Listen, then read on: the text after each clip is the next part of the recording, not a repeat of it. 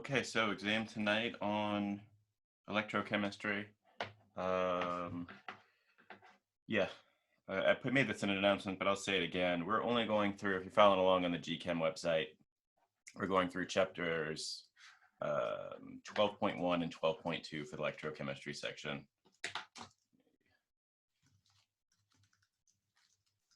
Pull that up. So don't, I don't know, it's an exam. I don't want to say don't over prepare, but don't go beyond that. You don't have to do electrochemical stoichiometry, which isn't that bad. We'll do that probably on Friday, and then potential and free energy, which it just builds on kind of what you already have learned for this section. So it'll be on the oxidation reduction section, which is just redox, balancing redox equations really, and then sort of like an introduction to electrochemical cells. So being able to write things in shorthand notation, understanding standard potentials, and yeah, there was a meeting. I'll post the lecture from Monday and Wednesday immediately after class. All we talked about on Monday was voltaic and electrolytic cells. To the last little section of 12.2. Yeah, it's not a lot to learn if you haven't been there yet. It's mostly conceptual, but yeah. So just focus on those things, and of that, I'd say the hardest thing. Let me look at the exam really quick. Yeah, the most like skill-oriented thing that we've been over is just balancing redox equations, and it's nice that the exam is broken up this way. I've done this. In previous semesters, both for this and sometimes I'll do it with acid-base chemistry. It sort of forces you to learn the redox stuff, like how to balance redox equations before trying to go on and do advanced stuff. Because as much as I would like, I think as much as you guys would probably like as well to keep up with the material, I know it's easy to fall behind, and the exams kind of help keep everybody on pace. So this way, going into the final, the new material at least, you sort of have the basics down of electrochemistry. So you're just building on that. It's much harder when you haven't mastered the basics and then you're trying to learn it all in a weekend or something, which is just the way things go. This is the last exam of the semester. The final is really your last assessment. How much of the final is new material? It's an equal split. So like, let's say that you don't study any of the new stuff. You'll miss some amount of questions, maybe like five new questions or something from the new material. So it's not going to be weighted or anything. We're just going to kind of clean up what we didn't cover. Yeah, so the final, we'll talk about it more, after the exam, but the final will be the same format, multiple choice on Canvas. You'll get more time for it, and it'll be more questions. But otherwise, we're looking at the old exams and we're thinking about the old exams when we're making the final. So if you're, I would say first, well, I guess some of you guys have probably, if you're doing really well, you're going to drop the fourth exam. But first, get through the exam tonight and then worry about the final. But if you want to start studying for the final, just go ahead and look at your old exams. Are there Oh, that's right. I muted them because of the because I didn't want them to show up in the grade calculations, but I can fix that. Let's see. I haven't discussed with Samoylenko about dropping the final. The plan right now is not to do that. We don't typically do that during the semester, and like during a normal semester. The date for the final is on the homepage for the course. I think it's December 12th. It's on that Saturday. So Saturday, I think it's just, is it this Saturday coming up? I don't know. But yeah, you go look on these are overall grade with the final. So for right now, I know you guys are concerned about your grades, which makes total sense. I think they changed the rule, right? You can drop the class right up until when? The very last day of class, or is it the day before the final? Did they change that for this semester? Anybody know? I feel like you guys would be really tuned into that. I thought I saw an article in the Daily Texan or something about that. Maybe not. If not, I'm sorry for getting your hopes up if you're failing or something and it's like, okay, last class day. Okay, good. Yeah, so that's a nice thing to kind of comfort you. So if you've had a rough semester, then you can drop. Yeah, anyway, so the right now in terms of your grading, just go by what the syllabus says. That's our scenario right now. Once we have all the grades together and we're sort of crunching everything, we may change things, but that's not our current plan. We're just going to have to we'll just have to see. But right now, plan on taking the final and plan on the split for the grades all be the same. A D is, I mean, practically, is it passing or failing? I think if you have to go on to take like organic chemistry, you have to have a C minus or better. Post-exam Zoom fiesta. That's for you guys. If you guys want to hang out on Zoom after the final and, I don't know, socialize, go for it. 12 p.m. Yeah, I guess maybe. I feel like after 3 hours of taking an exam, I just want to, like, I don't know, go outside or something. But yeah, so follow, if you're curious about your grade, follow along the syllabus. The way it's distributed right now in Canvas for your grades is your exam grade. There's an exam, like a total, it says like exam total or something on the grades. That is your current grade if you didn't take the fourth exam at all. So it just assumes that your fourth exam is a 0 and drops that automatically. So it's the average of your 3 current grades. So your grade shouldn't go down from what it currently is after today's exam. It can only really go up. Not counting the final. The final, at least the way we have it currently structured, which is how I anticipate we'll keep it, can potentially bring your grade down. Let's see.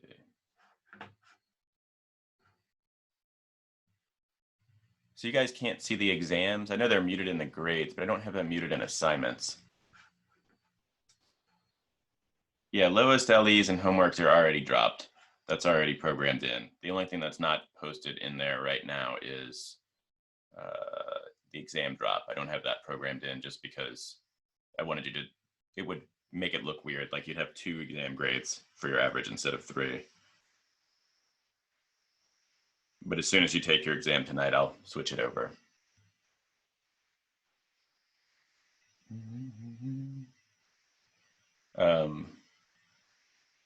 Yeah, so lowest grades are dropped. Everything in the syllabus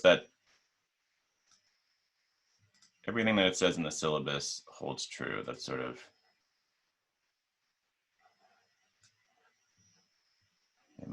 I'm going to post the exam 1, exam 2, exam 3 grades, the like raw scores or whatever. Just don't get confused though, so it won't count into your grades, but I think it'll unlock your ability to at least see your exams maybe. Yeah, it'll take a second for them to update across the server. Let me go into the modules here. Let's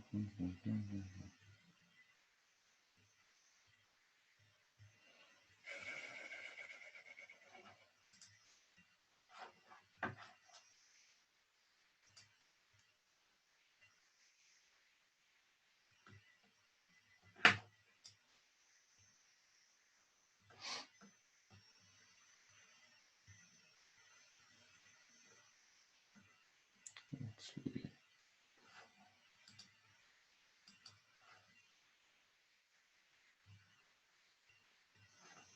Yeah, they should be available, at least in the assignment thing. It looks like they're available till December 31st, which should give you plenty of time to access them.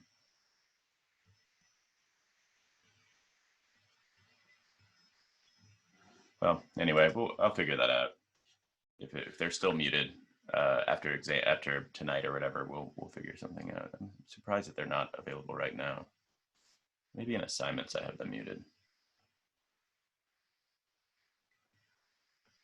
Canvas has a very strange organization thing. I know I've bitched infinitely about Canvas, but I'll do it some more. They're not muted anywhere on my end, so I'll have to figure out what the hell's going on there. Worst case scenario, I can like scrape them and post them. Exam 1 is open, but the other is still muted. All right, give it a minute then. Maybe it's just taking a second. I think Ryan just posted it. I see an announcement. Here's a recording from last night, exam 4. Yeah, it's in the announcements. Here, I can post it into the... This is the review from last night. Okay, good. The exams are open. Problem solved. Some of the questions in the practice, yes, there's an announcement about, in the last announcement that I made says which questions from the practice exam are not relevant, or which ones are relevant. Oh yeah, yeah, go through the modules to get to the exams. That they're not in assignments. That part there might be closed off, I'm not sure. Or you might not even be able to see assignments on your end. I think I have that muted. I try to keep the UI simple on your end. On my end, it's a mess. I think the exam's 20 questions. It's somewhere around there. Yeah, 20, right on the nose. Okay.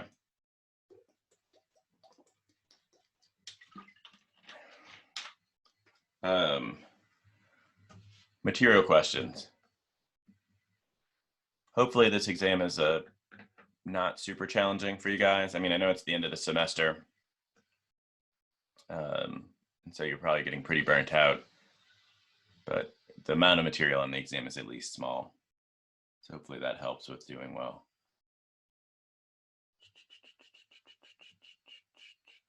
Lots of redox reactions on the exam.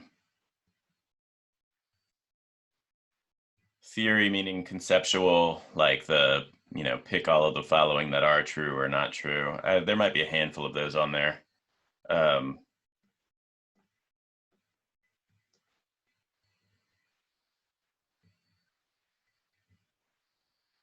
Yeah, I mean, knowing about galvanic versus electrolytic cells, those are probably something that would be, yeah, but yeah, there we go. I was about to say, someone usually posts the breakdown. It's very, very heavy on balancing redoxy reactions, I'd say, and that kind of stuff.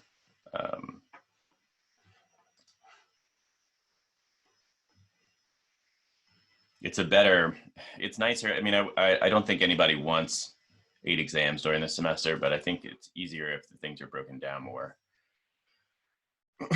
to learn it. I did that in organic what are we in, spring right now? I can't keep track anymore, but I did that in organic last semester. I gave an exam every week, a quiz, which the students hated, but it helps people stay on top of things. Yeah, there we go. All right, let me see. Somebody had an actual question. Could you go through question 5 on the practice exam?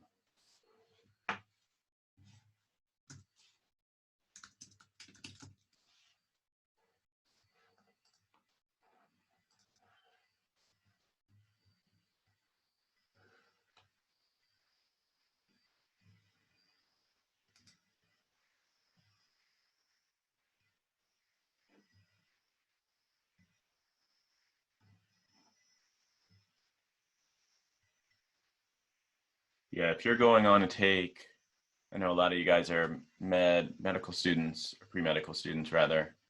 Some of you guys are engineering, chemical engineering. If you go on to take organic chemistry, there's not a lot from the second course that makes it in, from 302 that makes it into organic chemistry. So if you've struggled with this one, doesn't mean you'll struggle necessarily with organic chemistry, at least not for the same reasons. There's a lot of first semester stuff. It's a lot of Lewis structures, that kind of stuff. We would use some acid-base chemistry in there, but it's a lot softer than what we do in here. It's complicated for other reasons. All right, let's see.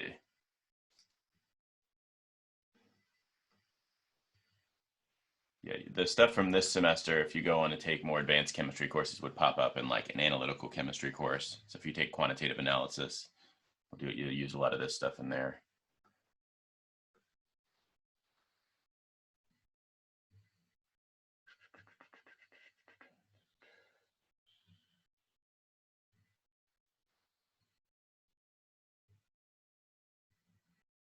Let's see. Practice exam, question 5. Where are you, practice exam? There we go.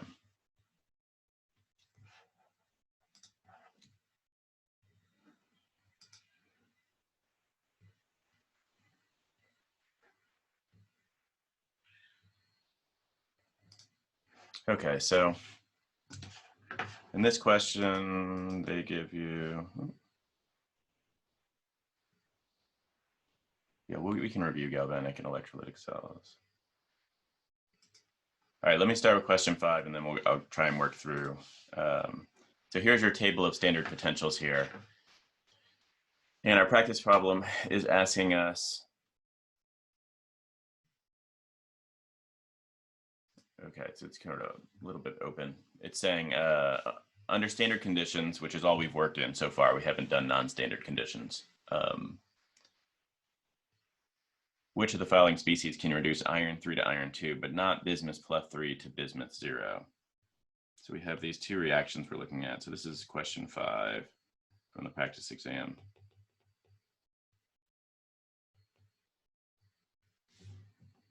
And we have these two reactions. We're talking about a reduction here. Not that you have to write it this way, but we're talking about iron 3 going to iron 2. This is how it should show up in the table. And then bismuth plus 3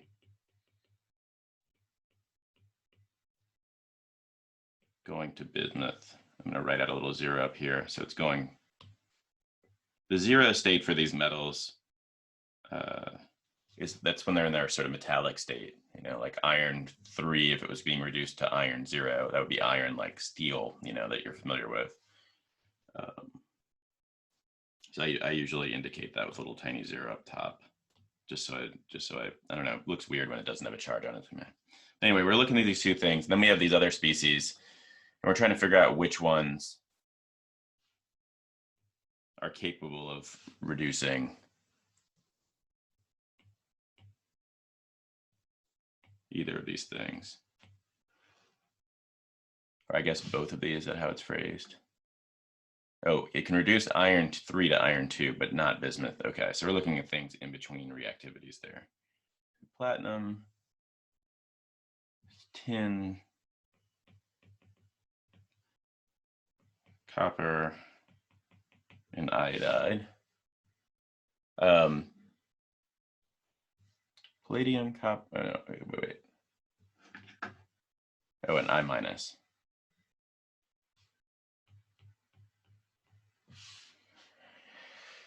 Okay.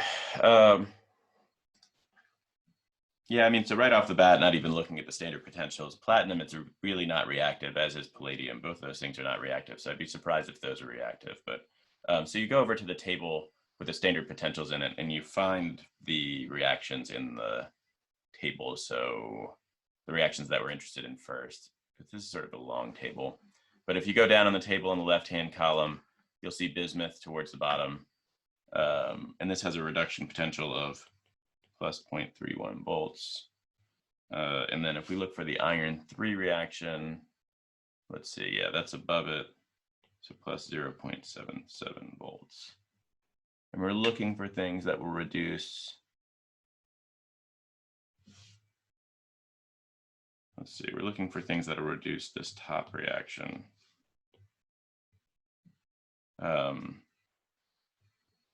But won't reduce the bottom. So really what it's asking is, it's saying, you've got all these things down here, they're holding on to their electrons. Which of these will give up their electrons to iron 3 to reduce it to iron 2? That's sort of the first part of the question. So like, will I, let's just look at it from this, will I minus, for example, reduce iron 3 to iron 2? So we can look at the reaction for that. So you look that up in the table, and that you'll see you can work these pretty fast once you sort of get a handle on how to do it. But we look it up and we see in the table this reaction, and that this has a voltage associated with it of 0.54 volts.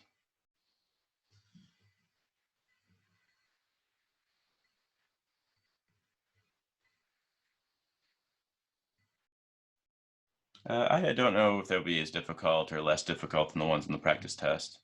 I haven't done like a close one-to-one. I would, if you're curious about like the difficulty on the exam, I would definitely look at Ryan's review.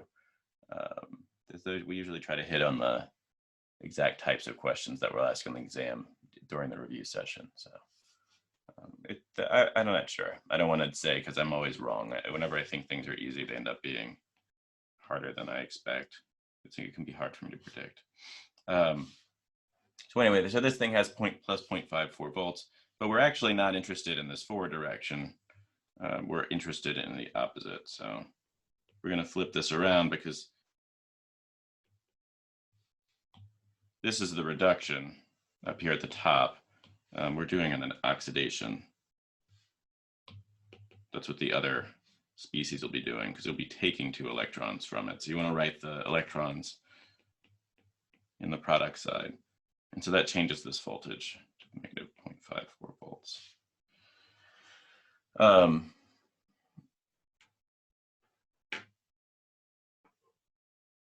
Yeah, let's see. So oxidation.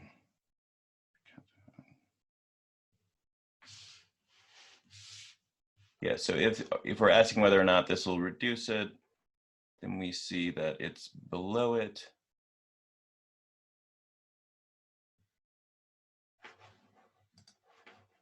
Read this question again. Yeah, reduce. Okay, yeah. Yeah.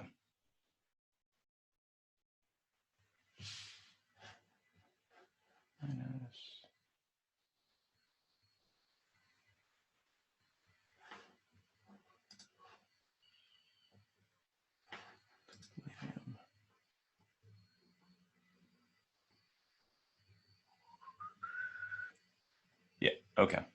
Yeah, so if I guess the easy way to do this is to look at, if you look at the table, all you're doing is you're looking at things. You can do it this way where you sort of add up the voltages, but an easier way probably to do it. So basically what you're trying to, the rationale I'm going through here is just like, if you have this going in the forward direction, this is plus 0.77 volts, and we want to see if I minus can do that oxidation, we can write it in the reverse of what it's written in the table, and it has some voltage associated with it. And then we can see if we can look at the combination of those reactions and look at the voltage associated with it and see if that reaction actually goes, like, does it produce a positive voltage? But the easier way to do it is to look at the things that are just in between these two. So anything that's above iron 3 in that table. So for example, immediately above it is, I keep losing my spot on the damn table. Yeah, anything above it. So for example, mercury is right above it, silver, chlorate or something, palladium, etc. Those won't be able to do the reaction. Those won't be able to do the oxidation. And anything below it will be able to do the oxidation. That's probably, from a practical problem solving perspective, that's the easiest way to do it. So if you highlight iron 3 on your table and look above it, all of the things above it cannot oxidize it. And this makes sense if you think about it, because if you add up the potentials for them, like, so, yeah, let's look at this when we finish working this out. Sorry, I'm jumping around in terms of train of thought. Let's move this over to the side a little bit.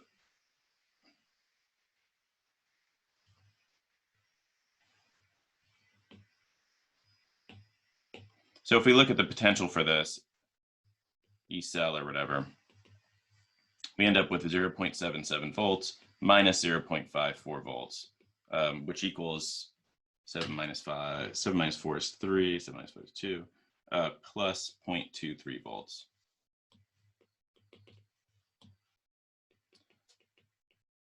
So if the voltage for the cell is positive, then the reaction will go. That's a way to look at this. And so if you take something else, let's say palladium, and we look it up in the table, we've got palladium plus 2 electrons, oops, goes to palladium 0, and this has a voltage associated with it of plus 0.915 volts. But we're looking at this in the other direction, right? We're considering whether or not we're considering whether or not palladium can oxidize iron 3. So we flip that reaction around.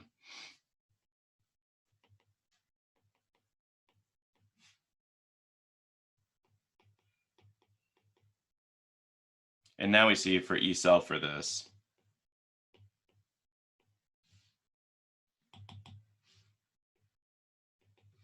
is going to be equal to 0.915.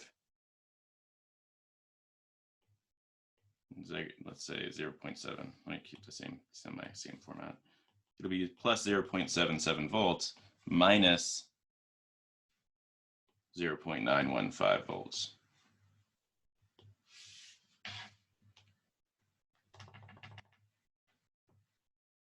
I don't know why that one has an extra digit on it. Negative 0.995. And we end up with a negative voltage there. Right. So can palladium do this oxidation? The answer is no. Yeah. So this is a way, like this is like the really, like, if you're trying to figure out why it's true or why it's not true that each of those things will oxidize or reduce it, this is the best way to, or a very thorough way to analyze it. You can take the reduction, you can write out the oxidation for it, and then you sum up the voltages. And if the voltages are positive, then you know the reaction will go. And if they're negative, you know they won't go. What I started to say, or what I was saying earlier, but before I kind of finished this thought, is that practically what you can do is just look, because of the way the table's arranged, it's ranged in descending order. And so anything above, I think as somebody's saying on the chat, anything above iron won't reduce it. So anything above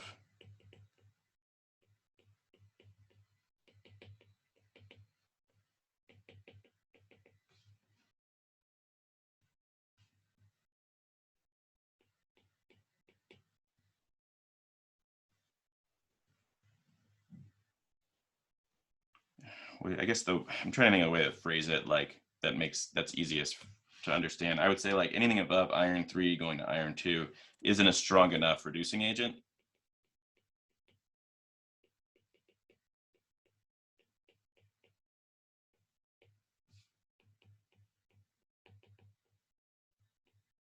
And that's not just true of iron going to iron 3 going to iron 2. That would be true of the bismuth reaction as well. And so you could say the same thing down here. We could say anything above the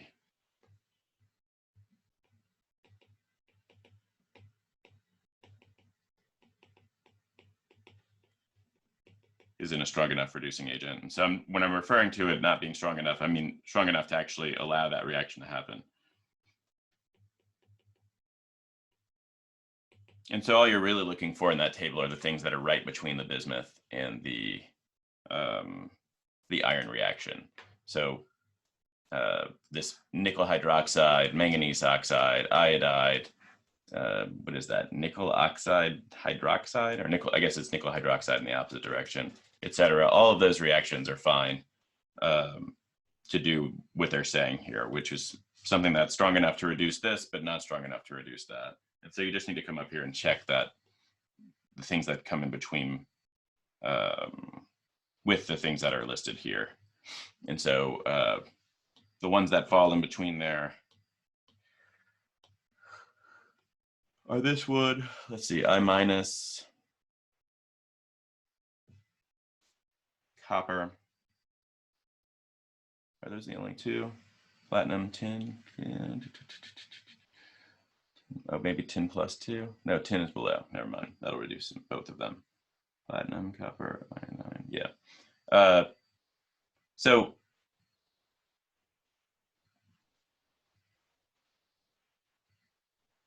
yeah, so that was the next thing I was gonna, that's a good question, Oscar. So why is it copper and not, so for example, why when we talk about this being a reducing, so here's the way this is written as a reduction, right? I'm thinking take iron 3 and I add an electron and I get to iron 2. That means that the reaction that is going to do the reduction, like the reaction, the thing that's going to be the reducing agent is going to be functioning it's going to be written as an oxidation, because you can't have both a reduction and another reduction. So if you look in the table, for example, let's say you're looking at I2. Let's just look deeper at that one.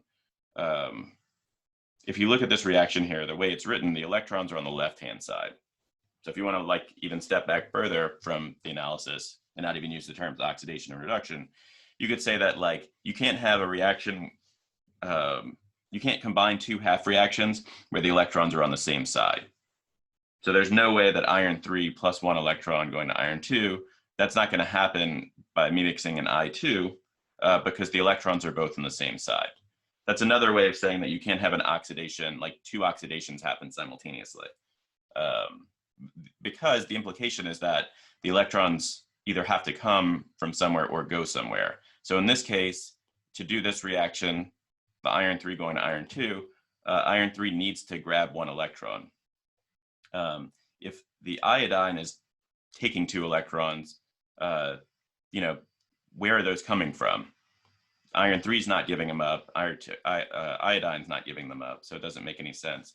So when you're doing, when one is written out as a reduction, the other one has to be written out as an oxidation. And so if you read the question, what it's telling you, it's saying under standard conditions, taking iron 3 to iron 2. So you have to first recognize that this is a reduction. And that means that the other reactions that you're looking at must be written as oxidations. But inside the table, they're written as reductions. And so you have to flip them around. And so if you were to write out the full reaction for this,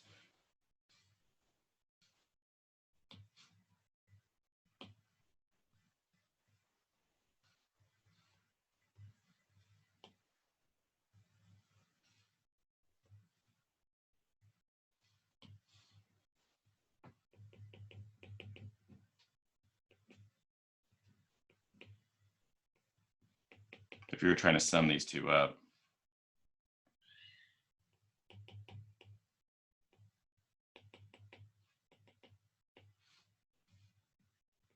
this is the reduction half and this is the oxidation half.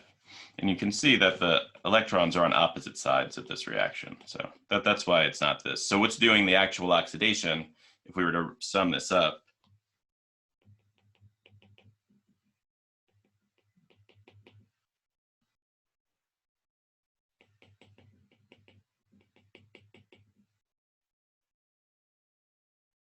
I feel like I need to balance this a little bit. Maybe there's a 2 here and a 2 here. I think that fixes it. But yeah, so if you were to balance this equation, or if you were to sum this up, what you see is what's being oxidized, or let's say what's being reduced first. Do I have it at the top? Yeah, what's being reduced? The iron 3 is being reduced to iron 2. And what's being oxidized? The I minus is being oxidized to I2. So what's actually doing the reduction here? This is our reducing agent. So this is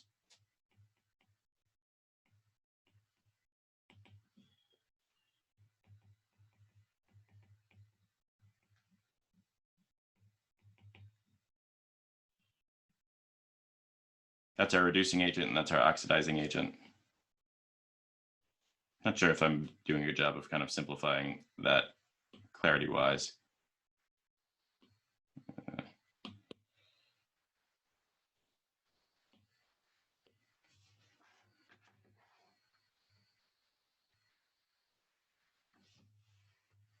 me think about it for one more second before I move on, because I don't know that it's like a very clear way to say it.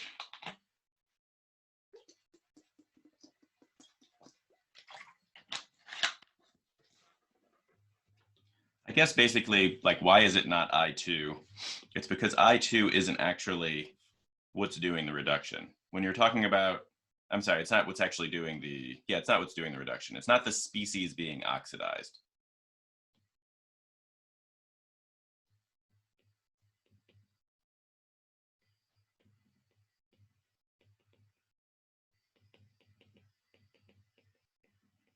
So where do the electrons come from?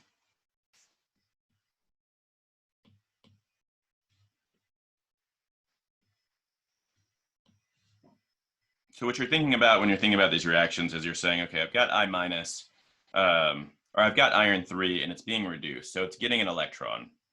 That's what a reduction means. Somebody is handing the iron 3 an electron. Who's actually doing that? Where's that electron coming from?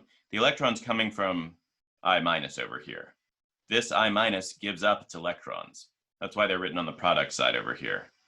So what species is actually handing its electrons off to iron 3? It's the I minus. That's why I minus is the correct answer, and not I2. Is I2 actually doing anything here? No, it's just the result. It's sort of the product of giving up these electrons here. That's why it's not I2 and not copper 2. So I think on the GChem website, they have like a simpler way of saying it. It's like,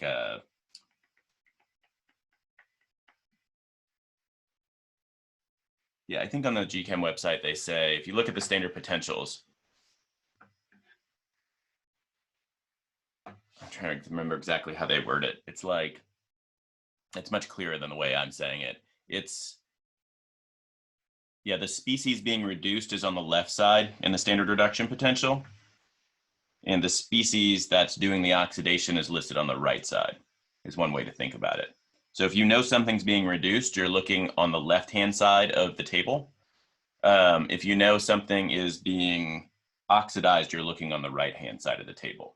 And so if, in this case, we're looking for things that are going to be oxidized, and so we're looking on the right-hand side of the table. So why not copper 0? Because copper 0 appears on the right-hand side. That's like the most base way, I think, of putting it. So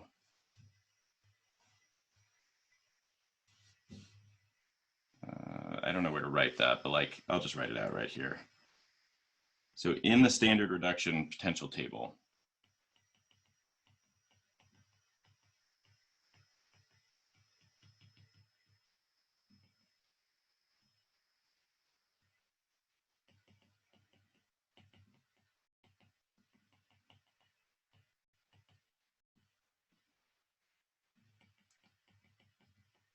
species on the left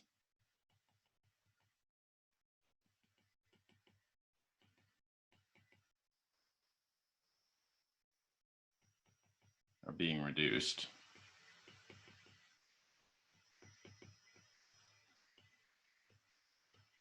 And species on the right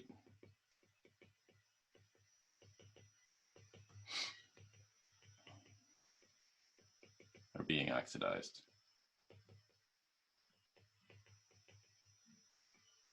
And so you just need to be careful about what type of reaction you're looking at. So if it's saying, you know, what, in this question, it's asking you about the reduction reaction. So you know that the other reaction is going to be oxidized, the oxidation. So you're looking on the right-hand side.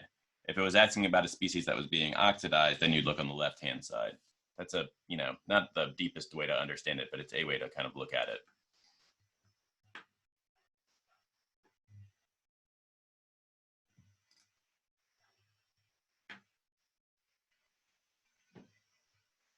Yeah. Is that hard on the GChem website? Yeah, if you look down on this, it says, look on the left side of the half reactions for substances that are going to be reduced. Look on the right side to find substances that are going to be oxidized. So I think there's, you know, it's hard to kind of get this without kind of understanding the oxidation reduction pieces, but that's the idea there. Okay.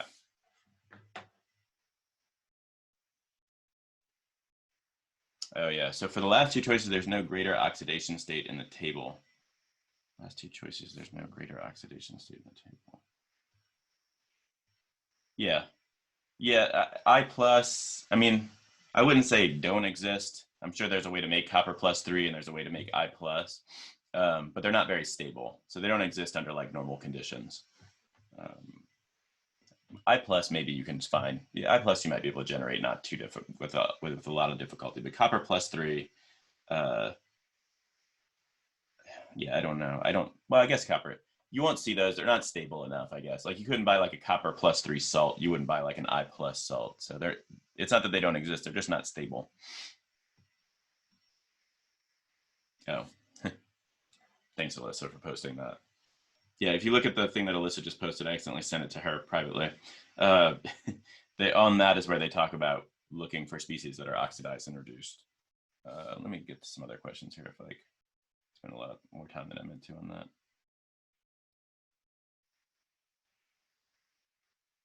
Yeah, same process.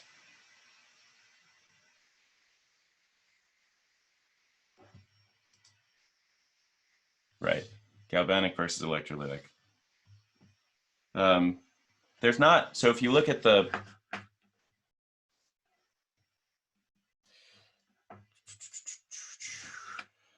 if you look at this part of the GChem website, there's a nice table. If you scroll down a little bit, we haven't really talked too much about free energy, but it's sort of implied. It sort of goes through all the different pieces of an electrolytic and a voltaic cell. So everything is the same when you write them out. It depends on what parts you're asking about for voltaic or galvanic, same thing, versus electrolytic. But electrolytic cells, the key difference is just that electrolytic cells are cells that don't spontaneously, the reaction is non-spontaneous. So, you know, if we take, for example, if we're looking at the last reaction, like the thing we just looked at,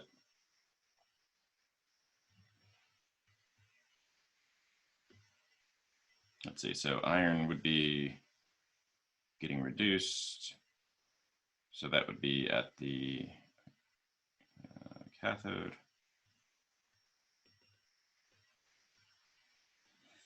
So if we make this platinum and we have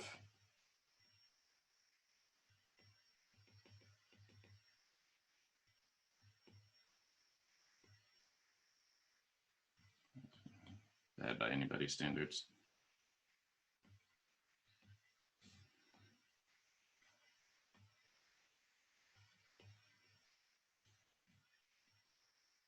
And the other half cell, we're trying to do this I- reaction. So we have to use platinum on both sides. And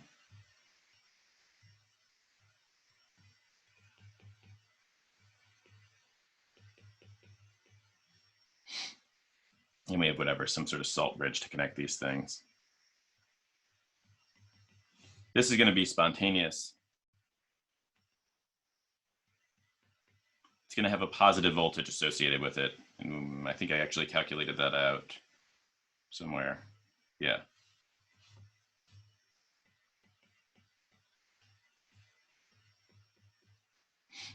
So anything that's spontaneous like this is going to be, so our cathode will be positive and our anode will be written as negative. Anything that's spontaneous is going to be a galvanic cell or a voltaic cell or whatever. It's going to be that's sort of the definition of those two. Those are words, sorry, galvanic and voltaic and electrochemical are all talking about the same thing. They're just synonymous. And that just means that the reaction proceeds spontaneously from the anode to the cathode. If you want to run the reaction in reverse, let's say that you want to now switch it. And the electrolytic cells make more sense when we start talking about non-standard cells. But let's say you want to run this in reverse. So I flip it. Some of this is just convention, which is why it's confusing. So I flip it around, and now I have the iron 3. Let's see, actually, so now I want to have iron 2 going to iron 3. And I want to have I2 going to I minus. Okay, so this is the unnatural way for this to happen. So the way that this cell is written, it would have a minus 2.3 volts, right? Because this, now I've sort of flipped this reaction. So if we go back over here, if this has a positive 0.23 volts, oops. If I flip it around, we know that reaction is not going to go. It just proceeds in one direction. Yeah, I think there's one question on electrolytic cells on there. But yeah, you can see it's minus 0.23 volts. So now the way it's written, if we call this the anode and the cathode, that's not going to happen. And so in electrolytic cell, what you do is, so this won't happen. You're not going to, like in this reaction up here, the I minus, you can think of it as it gives up its electron happily across this wire, and that electron will travel across the wire onto the other platinum electrode, and it'll hand it off to the iron 3. And that's what does the reduction to iron 2. If we look down here, though, that doesn't happen. That's what this negative voltage is telling us. It's telling us that iron 2 doesn't want to give up its electron to I2 for it to become I minus. So there isn't just this spontaneous thing where the electron will just travel over here. But we can force it to happen. That's what it means for the cell to be electrolytic. So we can go and we can take and put a battery on here. Or let's just say some sort of power source.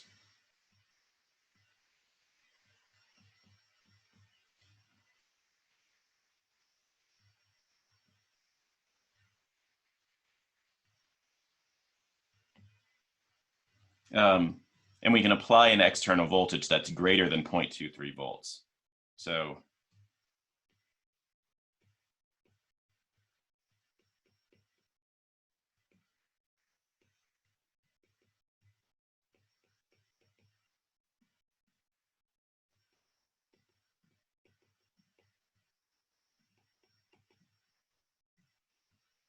and so what that does is now we make the voltage positive, and we can actually drive this reaction to happen even though it doesn't want to. So you can drive the reaction to go back in the opposite direction. So the key differences between galvanic cells and electrolytic cells is that in a galvanic cell, the reaction happens spontaneously in the forward direction.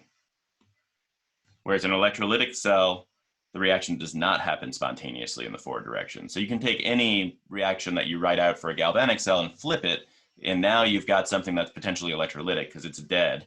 It's not going to produce a positive voltage. And so I can apply an external power source to overcome that. So if I apply 1 + 1 volt or something to this, now I can actually get the reaction to run in reverse. It makes more sense when you talk about these in terms of things that are at equilibrium. So you have something that's like 0 volts. That's what you're talking about usually when you're talking about batteries recharging. These are a little bit weirder, but that's basically what it is. So galvanic is spontaneous, electrolytic is non-spontaneous. The electrodes are labeled differently in terms of charge. So on a galvanic cell, the anode is negative and the cathode is positive. And on an electrolytic cell, the anode is positive and the cathode is negative. Those are kind of the key differences. Let me look at the game real quick.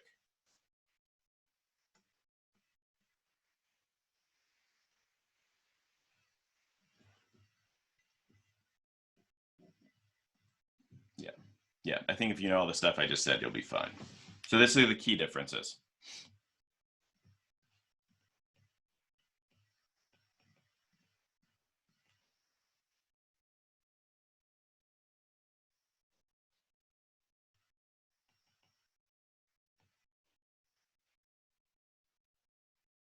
So it requires external power.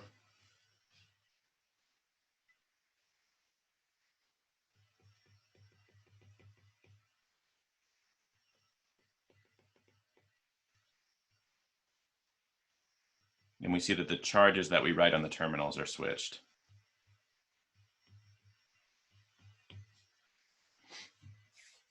Yep.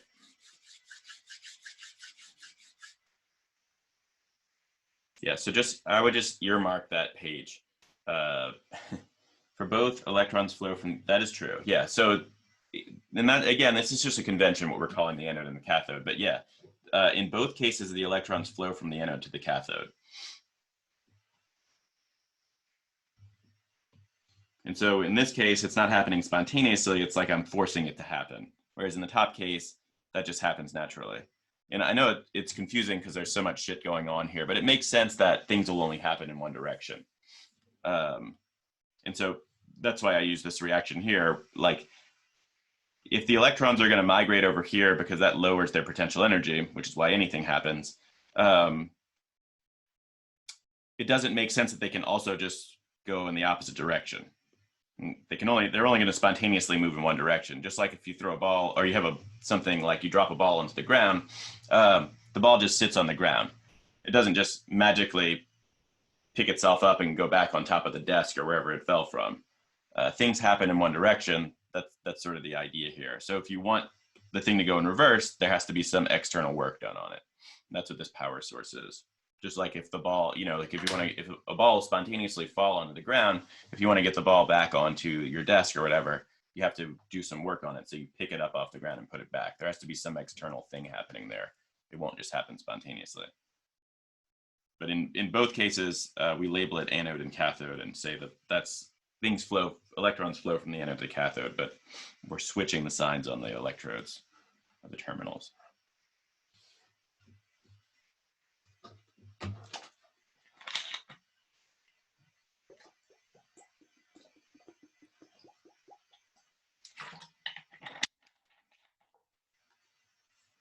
I have office hours. I can just go straight into those. I don't really need a break to that.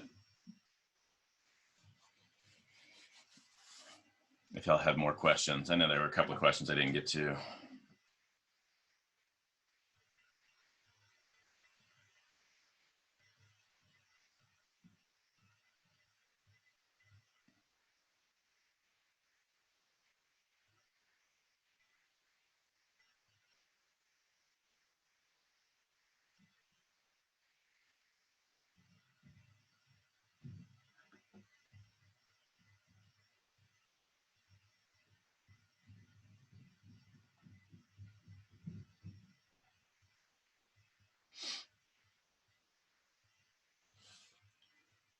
Let's see. No, the power supply should look like that. Yeah, the power supply should look like that because let's see, so you're like pulling, the way I think about it at least, and I'm not much of an electrochemist, but the way I think about it is like you have electrons over here. They don't really want to move over here. But I can sort of pull them up off of the positive terminal over here by attracting them to this positive charge. So I'm giving them a little bit of a boost. It's like it's grabbing them and helping them up. And then on the negative side of the terminal, it sort of like pushes them down the slide, because now you've got negative. It's sort of, yeah, like this negative here is like opposing that negative charge, right? And so you can think of it like that negative charge has to be greater than this to push it down. Something like that, I don't know. So no, it's a short answer. That shouldn't be inverted. Fair enough. Yeah, I'm looking at the GChem website. That's how they explain it as well. Paul, God, I forget his last name. McCord is an electrochemist, and he takes care of the GChem website. So I trust all the stuff on the GChem website. I think it's pretty good material. The way he explains it is pretty good, I think.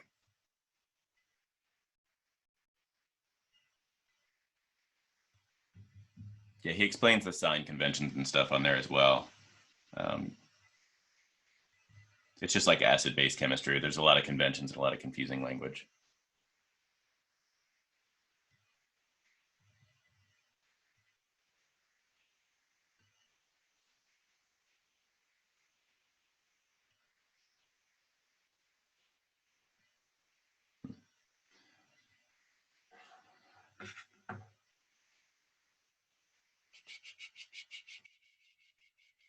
Other questions?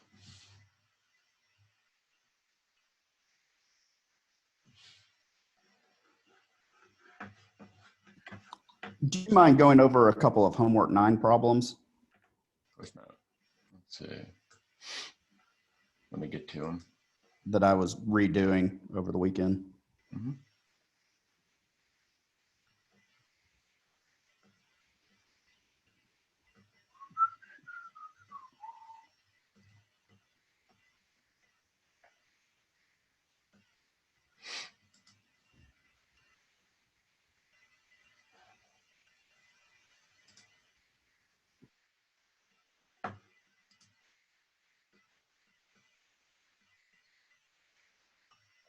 What problems you got on there?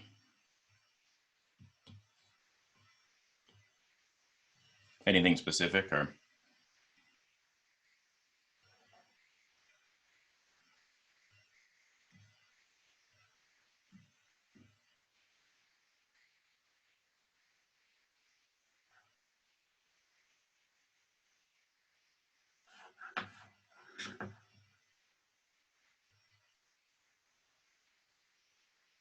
Is that Daniel? Let me just pick some at random. What did I lose here? I'm sorry, what'd you say? I said, are there any that you'd want me to go over specifically? Yeah, number 2, the N2H4 oxidizing to NO. I'm messing something up there when in the explanation it's talking about 8 electrons. I'm just not getting that. This is the hydrazine with the chlorate. Is that what you said? Yeah. Yeah. I feel like I've maybe worked through this one. I can't remember. Yeah, these things are easy to kind of mess up on, I guess.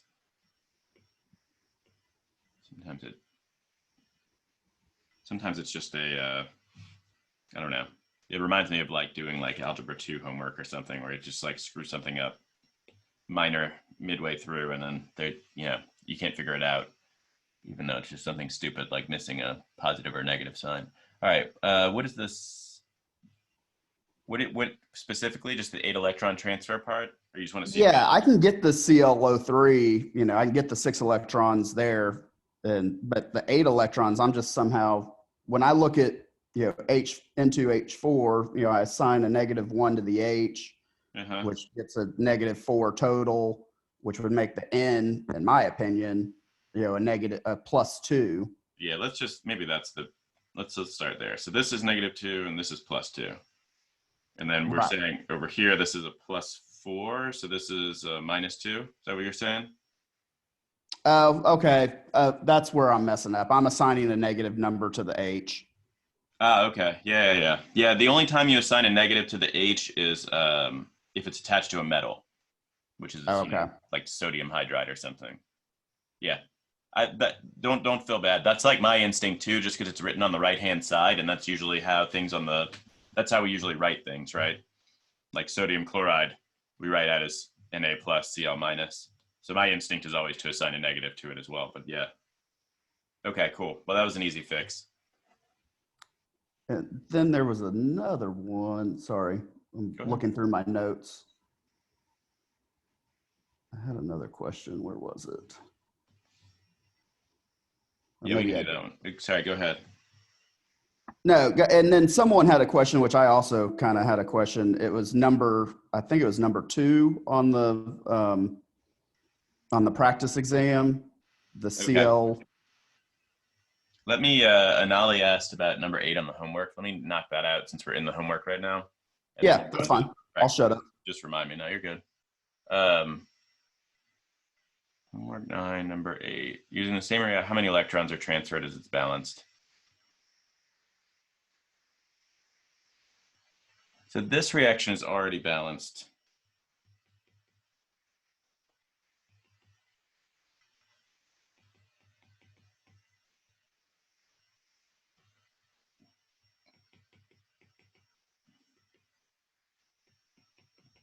Which is nice because balancing is a pain in the ass.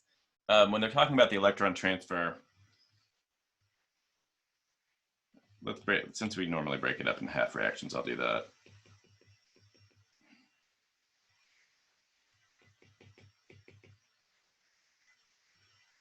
You can look at either one.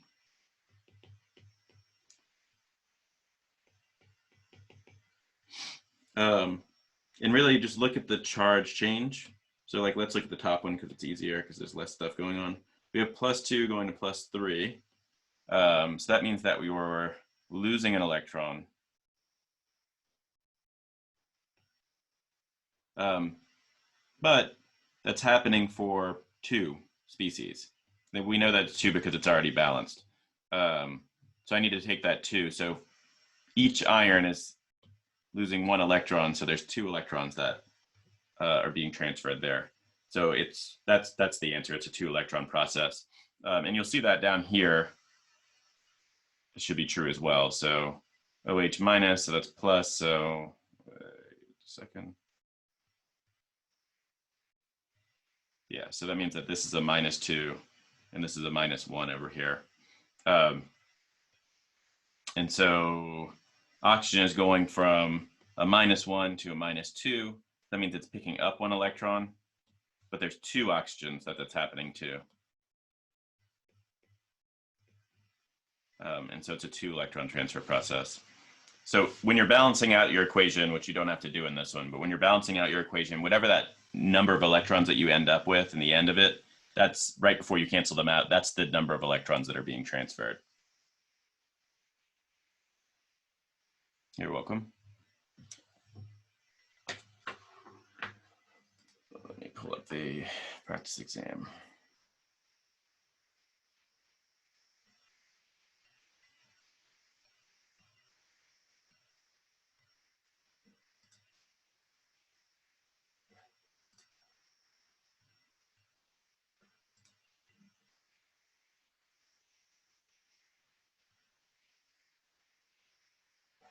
Oh yeah, question 2 on here. I don't know that we went over this in too much detail.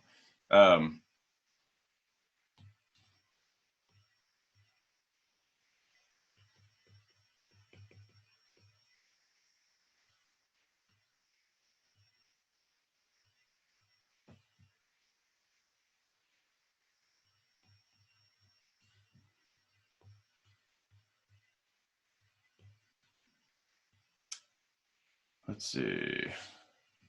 So this question's, oh, this one's kind of sucks because it's asking for which of the following redox reactions there appear to be all redox reactions. So redox reactions are when you have a change. Let me think about it for a second. Carbon. I'm trying to remember some non-redox reactions. Yeah.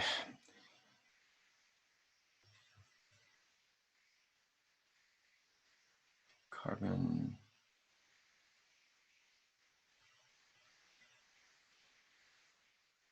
I'm trying to think of my organic chemistry background with respect to this. Anyway, a redox reaction is whenever you have a change in oxidation state. And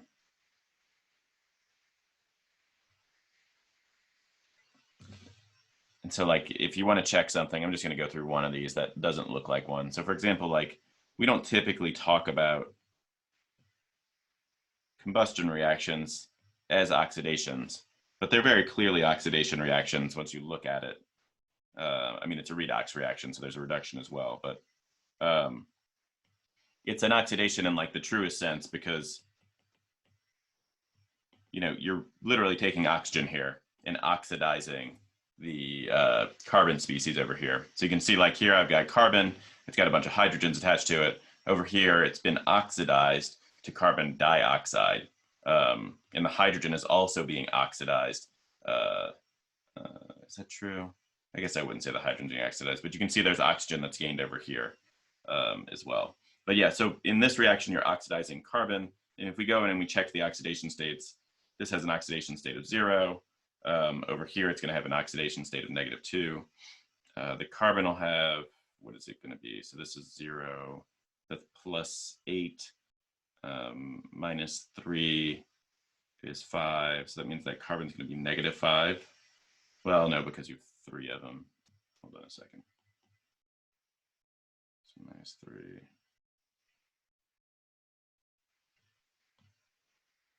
There's 3 carbon atoms there, though. Let me start over here. Let's see. So this over here, carbon would be +4.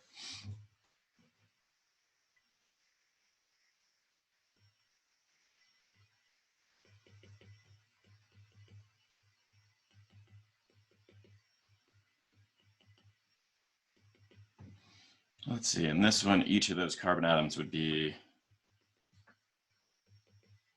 3, 6, 7. Yeah, okay. So each of these carbons, this carbon would be plus.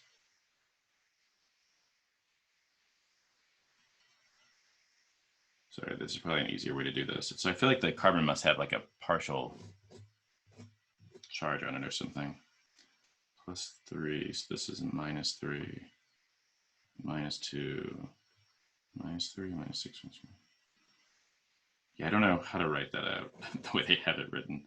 But they call it like maybe -2 point, be like the average of those maybe. I imagine this is not what they want you to do with this question. It's like a -2.6 charge on it or something. Am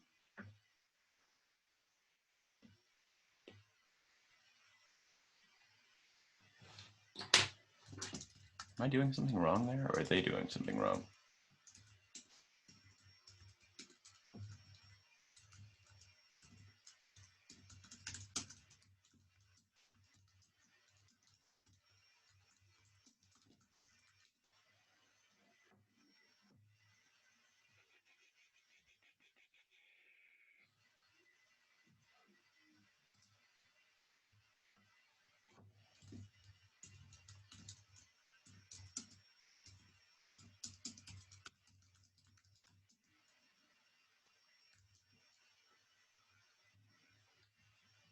Numbers carbon. Sorry, I'm getting distracted. There's another way to answer this. It's easier.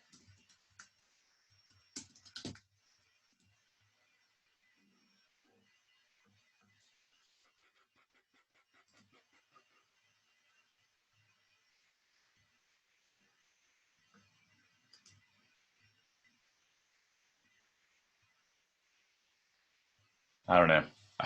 I wouldn't ask this question just because I think that realistically the carbon atoms have their individual oxidation states are different depending on which one you're looking at. But it's irrelevant. So if any of an easier way to think about it is if any of the oxidation states change, if we just ignore carbon, this is going from 0 to -2. That means that something else is also changing. So the 0 to -2 implies that there's some species in here that's being oxidized. And the oxygen here is going to be reduced.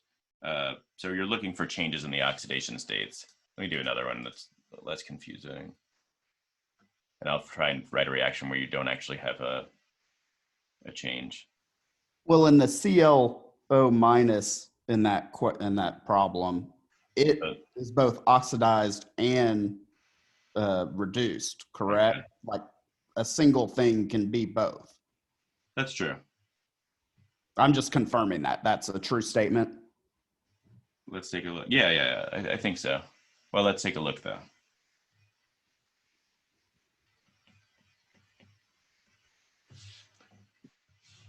Yeah. Okay. So yeah. So that's a good example. Yeah. So let's see. We've got ClO minus. We've got -2. So this is +2. Over here, this is -6. So this is +5. And then yeah, it's a minus over there. So yeah. So the chlorine inside of the hypochlorite, I think is what you'd call that ion, is both being oxidized and reduced. I guess that's like I guess if you just heat it, maybe that happens. It goes to the oxidation. It oxidizes up. So for that particular question, everything is a redox. Yeah, as long as you have so what you're looking, sorry, I went down this other path with this in my own mind. Redox reaction. Well, no, I didn't know what to do with that carbon either in the first. Something's weird about that. Yeah, like each of those carbons has a different oxidation state. So I think you'd actually have to set it up and solve it. Like instead of doing like I did, since you don't have the tools for that, you could say like, and I don't think this is really what they want you to do, but you'd say, okay, 8, set it equal to 0, maybe like 3x plus 8 equals 0 and solve for x. That should give you an answer. And you just use like a fractional charge on there, and it would be the average of the oxidation states across all 3 carbon atoms. We've never done that, and I don't know why I doubt that's what they want you to do here. But that would be how you do it. But yeah, for redox reactions, you're just looking for things, changes in oxidation state.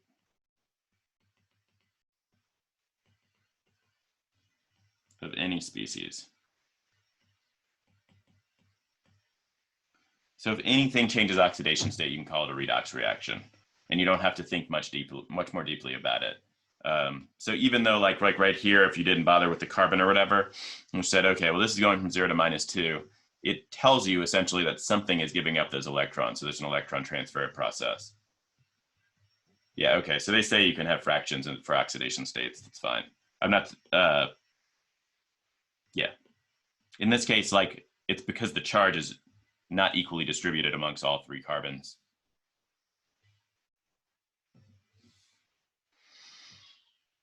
Thank you. Yeah, I'm trying to think of a reaction where you don't have a change in oxidation state. So like this problem kind of sucks in the sense that they're all, as a practice problem, just because they're all redox reactions.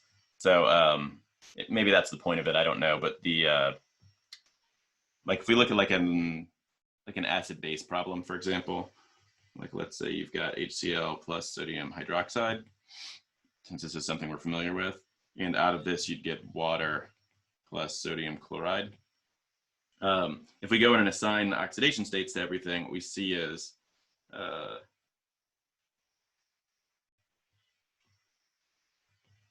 there is no change. Like so things get scrambled around, but the oxygen here is still -2 on both sides. The hydrogen is always plus, even though you pick up 2, the oxidation state doesn't change. Sodium stays positive and chloride stays negative. So this is an example of one where you don't have a reduction or an oxidation happening. It's just a normal, it's just not that class of chemical reactions. So if you have something where no oxidation states change, then you're not looking at a redox reaction. This is probably the easiest one to kind of, the other ones we could look at would be like a precipitation reaction or something where you have like, or like, I guess you call it like a double displacement or something. Like if you had like lead nitrate plus sodium sulfide, let's say, and you form lead nitrate, so let's call this 2. You form lead sulfide and sodium nitrate. There's some balancing that needs to happen. Oh, there we go, 2 right there. Again, if you assign oxidation states, we see that nothing really changes here. This is -2, this is a -2, that's a +1, +1. Nitrate, if you want to go in and assign them on there, you can. It's -6 +5. Nothing changes. So these are not redox. There's plenty of reactions that aren't redox reactions. And that's sort of the litmus test for them, is you just go in and look and see if the oxidation states change. For the problem 4, why was it 2 electrons and not just 1?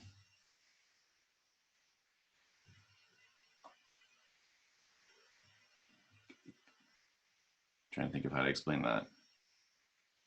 So you look at the charge change first. If you want to just kind of like brute force it, you can look at the charge change.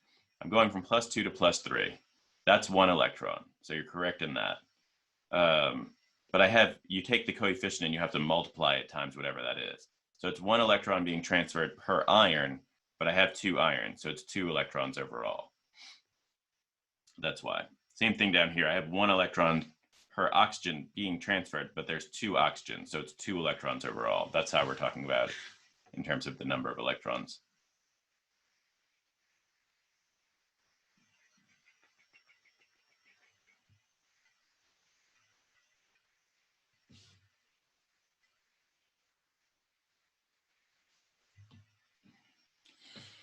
Let's see. Other questions you guys have?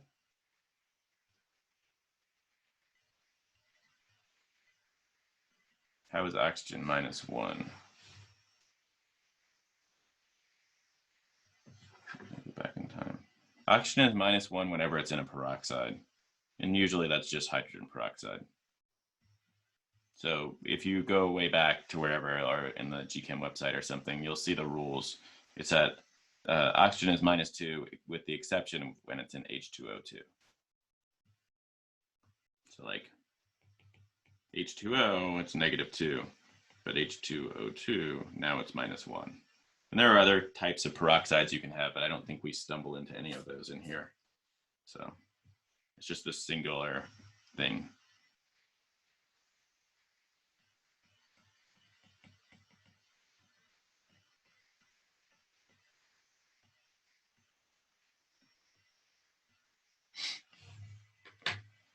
It's one of the reasons if you're, or it sort of hints at a reason like hydrogen peroxide is not itself very stable.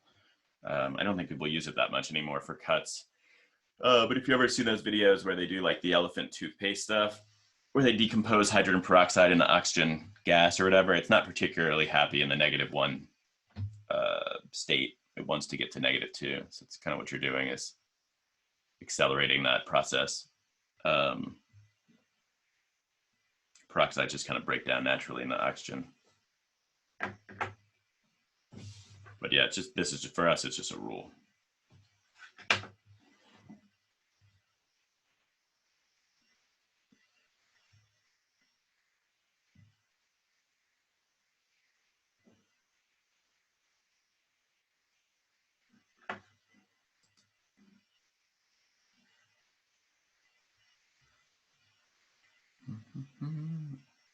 Number 10 on the practice exam.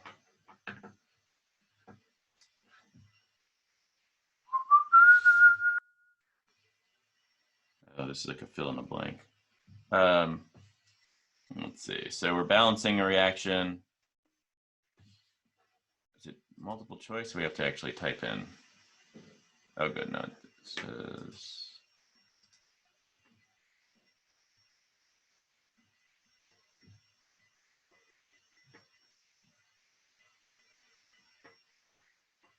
Not sure what the hell they're asking for the second part. Oh, I see. Reactant versus product. There's only two. Okay.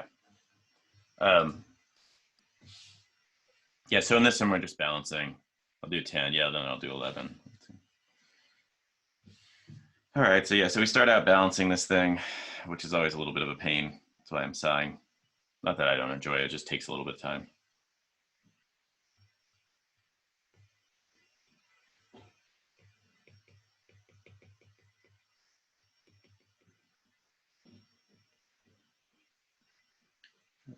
Looking at Q10, and we've got this problem where we're taking some species A, so these are not real atoms, they're just, placeholders, plus B minus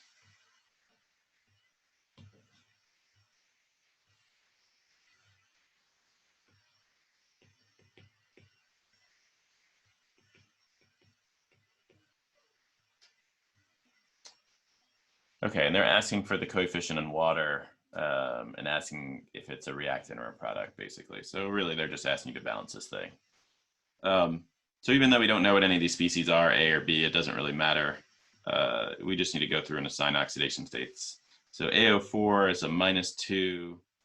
That means that this is +7, because +7 plus 8 will give me -1. And then we come over here. We got -2, so that's -4. So this must be +4. And then on the last one, we've got B, so that's -6. This is +5. So all I'm doing when I'm doing these, if this is where you're getting stuck, is saying, like I'm using the charges to write out some equation. So I know that oxygen is -2. I know I have 4 of them. And I'm saying, what -2 times 4 equals -1? This one, there's nothing to do on. Same thing here is like -2 times 2. I'm saying, solving for X there. I don't know, I guess I shouldn't use the same term for both. We call it Y. And then same thing over here. I'm saying Z -2 times 3 equals -1. And Z is equal to the charge on B, and Y is equal to the charge on A. And then X is equal to the charge on A on this side. Here, there's nothing to solve because there's just one atom, so it's -1.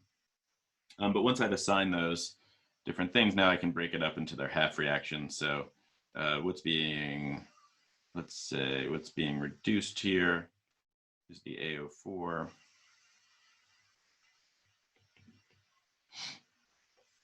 And then what's being oxidized is the B minus. So you can see where the terms oxidation and reduction come from in these types of reactions. You know, a reduction is like a loss of oxygen.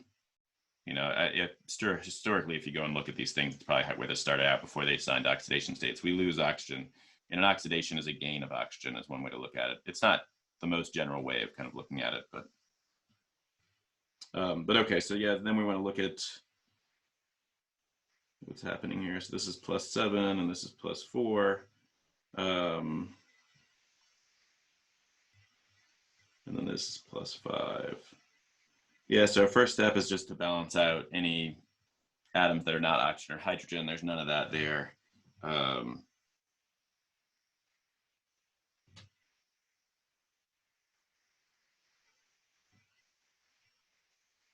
Let's see. Then we can look at the electron transfer, maybe. Not sure it matters what order you go in. I can't remember what order I said to go in class. Let me get my notes real quick.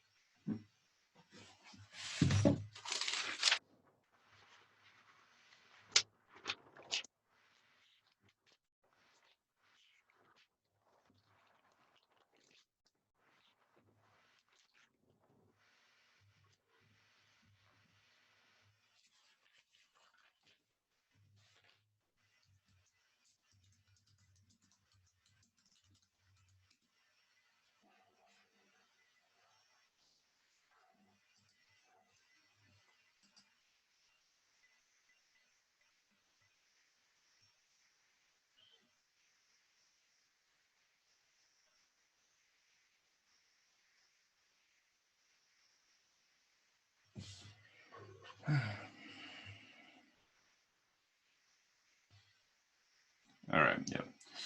So anyway, so now we can balance out the oxygens. Let's see, I think that's our next step, is balance out the oxygens. And so we have 4 oxygens on the left, so we'll add 4 water molecules. And then, wait, I'm sorry, I got that backwards. Other side. So we have 2 oxygens here and 4 oxygens here. So there's a difference of 2 oxygens. So we need to pick up 2 oxygens on the right-hand side. And then on the bottom one, we have the opposite problem. We got 3 oxygens on the right-hand side, no oxygens over here. So we want to add 3 oxygens over here. But in doing so and adding the water, because that's what we use to balance it out, we screw up the hydrogen balance. So now I've got 4 hydrogens on the right-hand side. So I need to add 4 hydrogens over here. And then when I come down here, I've got 6 hydrogens on the left-hand side. So I need to add 6H plus on the right side.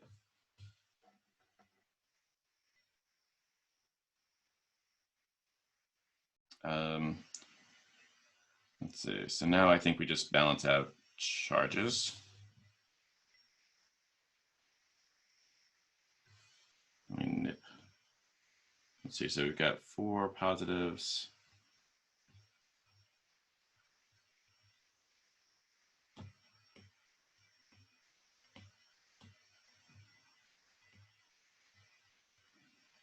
We've got +4, -1.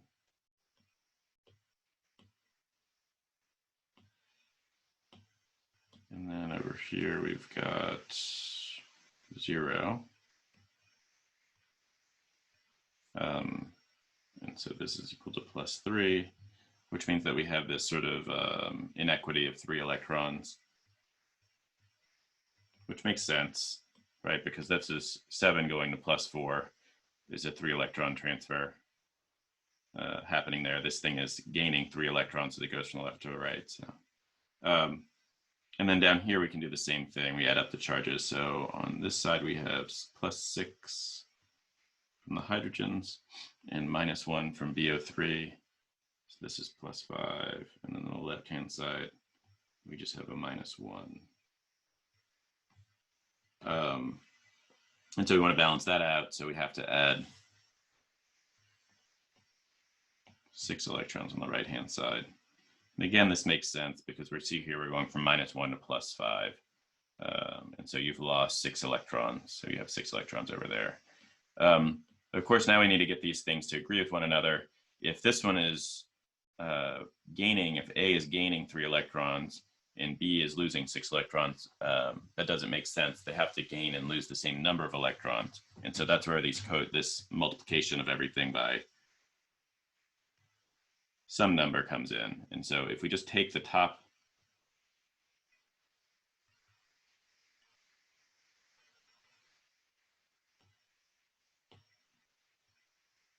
there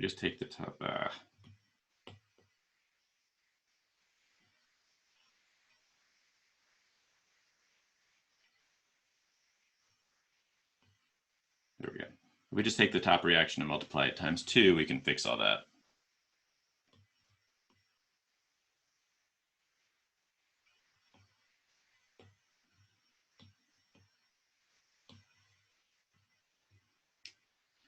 And so we end up with 6 electrons plus 8 H pluses plus 2 AO4 minus going to 2 AO2 plus 4 H2O. And then we look at the bottom one. We still have that one there. So we'll rewrite that one out and then we're going to add these things together.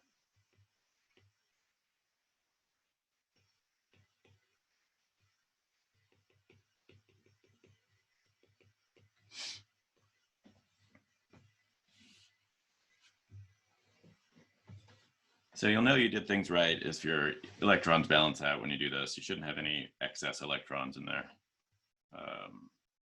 in the reaction. They're not actual products or reactants. Let's see. So that cancels out and that cancels out. And so the 3 waters go away and the 4 waters become 1 H2O. B minus, obviously nothing happens with. And AO4 minus, nothing happens with. We end up with 2 H pluses on the left-hand side, because 8 minus 6. And on the right-hand side, we just need to finish writing out the normal reactants, and I'm sorry, the products that were originally appeared there. So this is our balanced equation. Dr. Gunn? Yep. Isn't it in basic solution? It is in basic solution. I'm just about to fix that. So there's a couple of ways to balance them when they're in basic solution. I always just do it this way. Like I pretend like it's an acid and then I just do an extra step at the end. There's a way to balance out using OH minus in the middle. That's fine too. So if you're in basic, you just have you balance everything the same. But in the last step here, you just add in OH minuses to fix it. So you don't want to have, if you're in basic, you're obviously not going to have H plus around. So you do this one more step where you could say add in 2 OH minuses. And if you add it to the left-hand side, you have to add it to the right-hand side. And so we add that over here too. So you can add it at the end and you don't have to add it in the middle. That's right, yeah. I like it just because it keeps things consistent.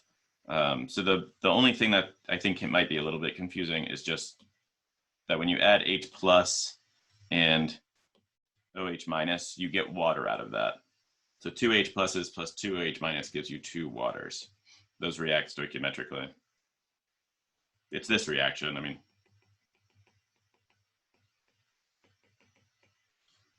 That's what you're doing there. You're saying, okay, if I have 2, I get 2 waters out.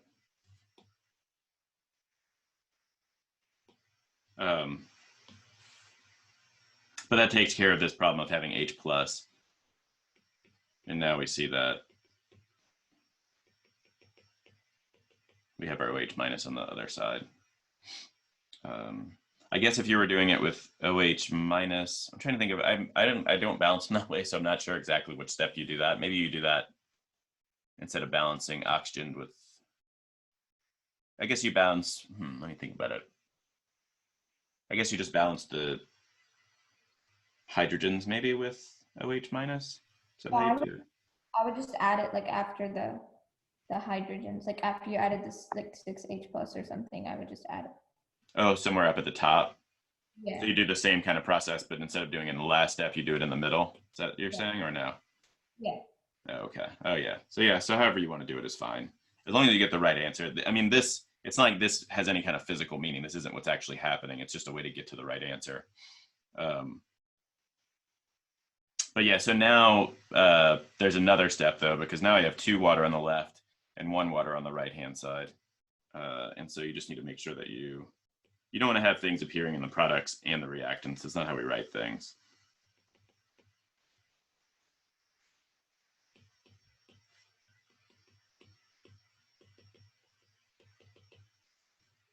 So yeah, so this water, it's like 2 on this side, 1 on that side, like 2x and x. So it's like 2x minus 1x. And so you just end up with x there, where x is H2O here. But this gives us our answer, which hopefully agrees with whatever answer they've got. This is in the practice exam. Where am I? Yeah, I was in the practice exam, It but was I have, practice. Yeah, correct answer 1, and then identity reactant. Yeah, okay, we did it right. Any questions on that though? Did I lose something somewhere? Yes, thank you.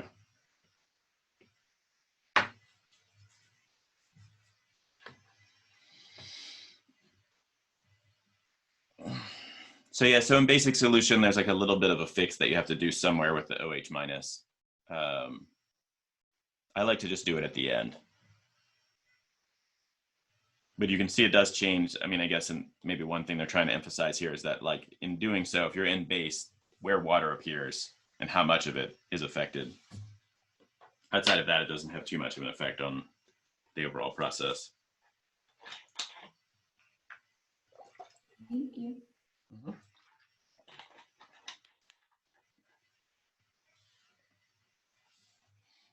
Yeah, if I was like, if you're, I don't know where you guys are in your studying, but like, I would just work on balancing like lots of redox reactions, and at the end going in and identifying what the different things are. So make sure that you know what's being oxidized, what's being reduced, and also what the oxidizing agent is and the reducing agent is, and just do that for every single one of them.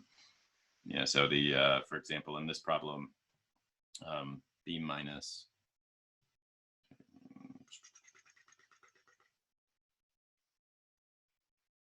oh, I balanced this, I went, oh, B minus, it's going from -1 to +5. So that, this species here, for example, that's an oxidation.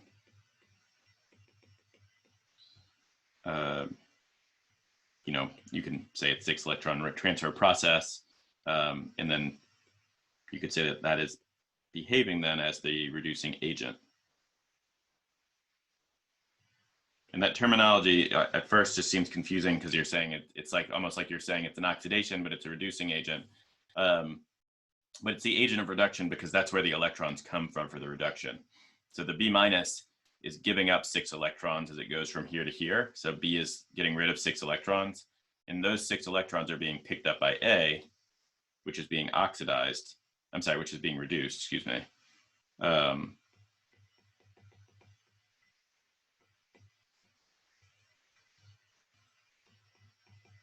In the same context, we can think of it as the oxidizing agent. So you could even write this out if you want to be more explicit.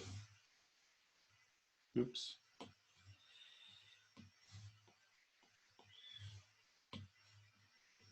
You could say it's a gain of 6 electrons. And this is a loss of 6 electrons.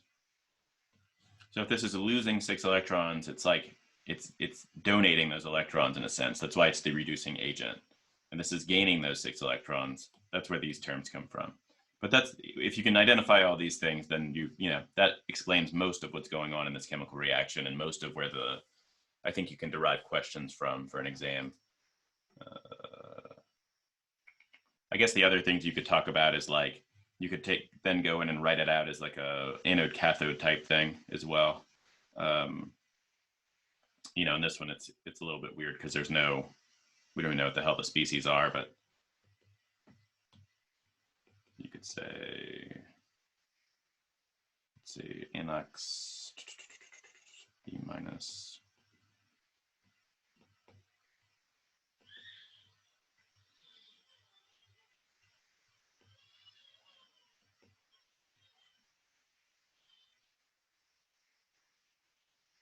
And then you're doing the reduction.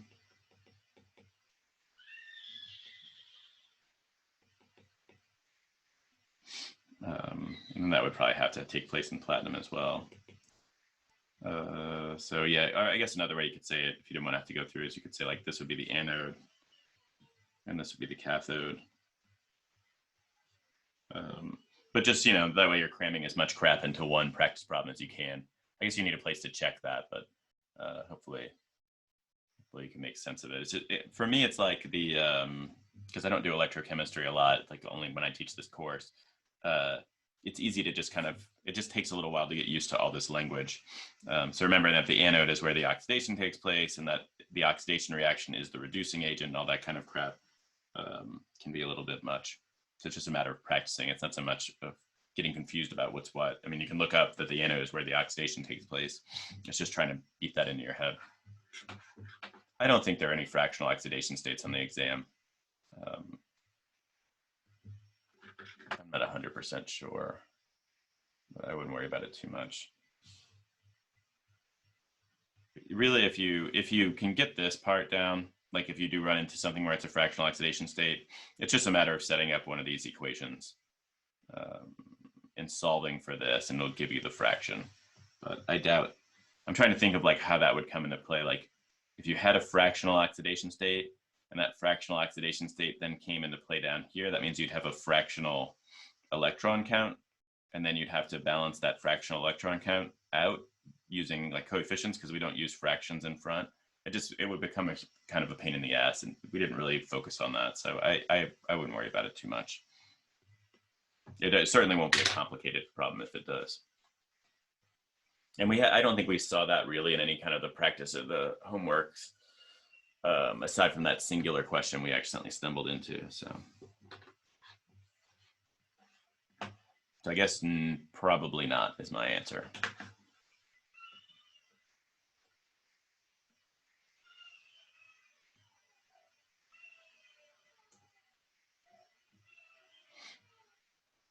Other questions?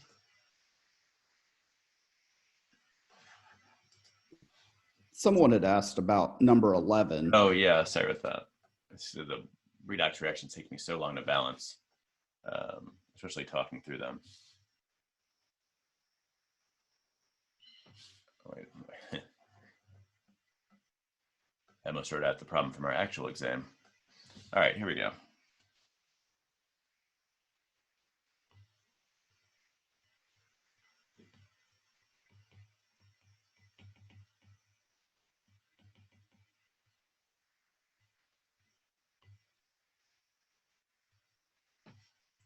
Practice exam. Question 11. So consider the following redox reaction. Which of the following electrons will have a greater mass after the reaction? Yeah, that was going to be the other thing I was going to say, is like which one's gaining versus losing mass, but they already seem like a lot of crap. But yeah, this is a good question. So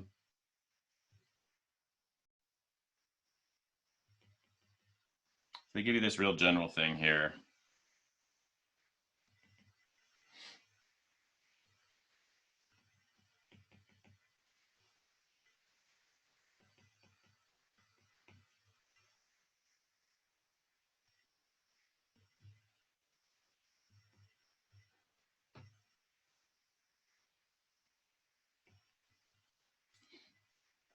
So you'll note that in going from A+2 to A+3, you're not forming a solid. Those are both aqueous.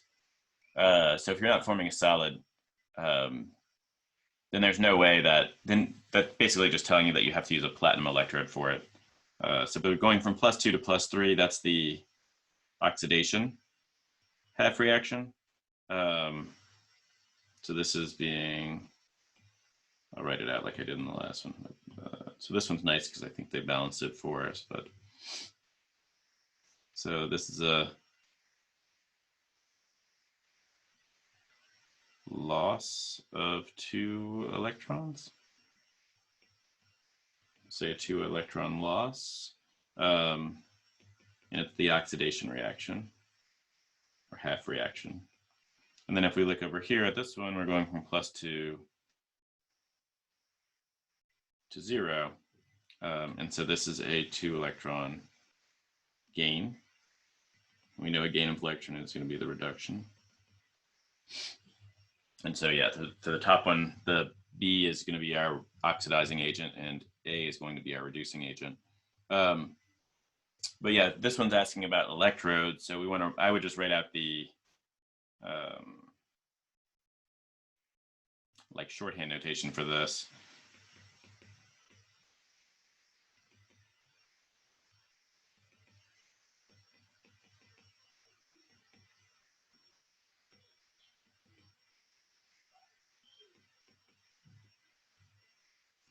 So this is our anode over here. It's a platinum electrode. So clearly the platinum electrode isn't going to gain mass.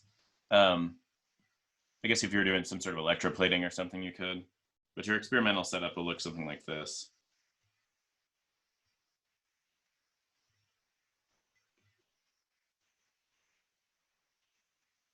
Or could look something like this.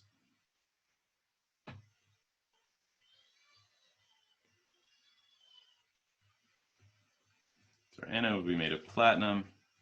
That's not going to pick up any mass or lose mass or anything. And here we'd be doing what, A +2, and at the platinum electrode, it'd be going to A +3, so it's giving up its electron. That electron is going to travel along this wire until it gets down here to our other electrode, which is made of B0.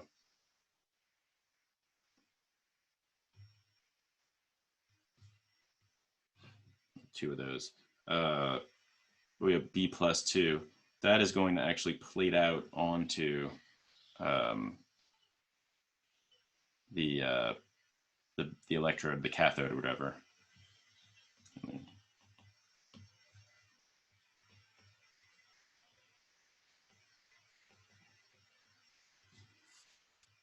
And so the two electrons that are coming out here, so I'm taking I'm taking electrons away from A. That's why we see A +2 going to A +3. Those electrons, what happens to them is they go into this platinum electrode here. So it hands off its electrons to the electrode. The electrons travel along the wire until they get down here to this electrode, the anode, and then the electrons get handed off to B +2. The result, though, is that when B +2 gains 2 electrons, it becomes B0. And B0 is a solid. So whenever you have a 0 charge on something, it becomes the metallic form of the ion. And so it just plates out and makes this electrode bigger. So it gains mass. So usually, let's see. So usually is that always true? At least in a galvanic cell, if one of the electrodes is picking up mass, it's going to be if one of the electrodes is picking up mass, it'll be the cathode.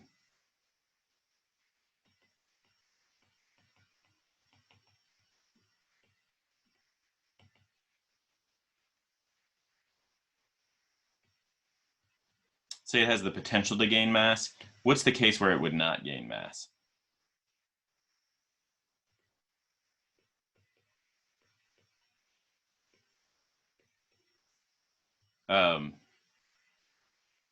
It's just the situation where you have a platinum electrode on both sides.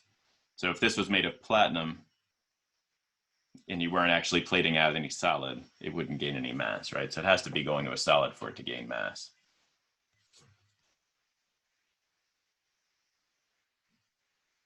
And the anode has the potential to lose mass.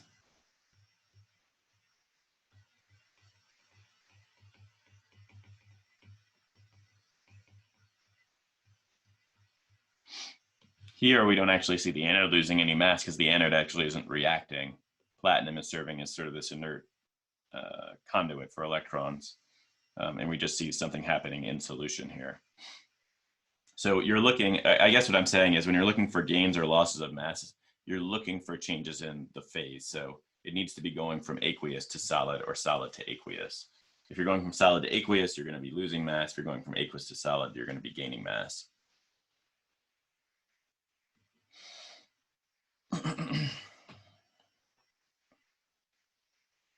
I'm trying to think of it like, trying to think of an example where that you might see that in real life. So I think like when you're looking at things that are getting corroded, so if you have like a piece of iron or something that's getting oxidized, that reaction's kind of complicated because of what's happening with the iron there. But like you'll notice that as things rust, they just disappear after a while. And so the same thing is true of like the anode and the cathode. So if you're using a solid piece of metal there and it's part of the reaction, it's going to change and sort of decompose in the same way that a rusty old automobile will eventually just turn to dust, right? It's kind of a similar idea.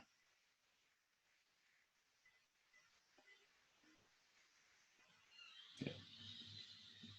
Other questions?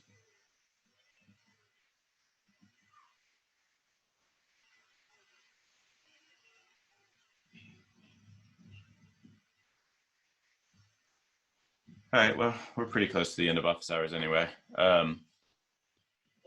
Yeah, I would just, well, let me look at the exam one last time. When they say electrolysis, does that mean specifically an electrolytic cell? Do you have an example? Like on one of the help sheets, it's asked, consider the electrolysis of calcium chloride. Is that supposed to be indicating that that's an electrolytic cell? Yeah, electrolysis, I guess, is like, it's like the process, I guess, of applying the external power source to it. So yeah, electrolysis is when you're working on it. I guess electrolysis is like when you're doing work on the electrolytic cell. You could call that electrolysis.